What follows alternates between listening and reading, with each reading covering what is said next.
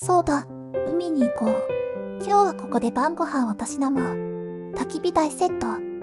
海をバックに火を起こす。炭を足せば、暖かく明かりが灯る。しばらく焚き火を楽しんだら、タレを絡ませた焼き鳥と、ソーセージと目玉焼きで晩ご飯。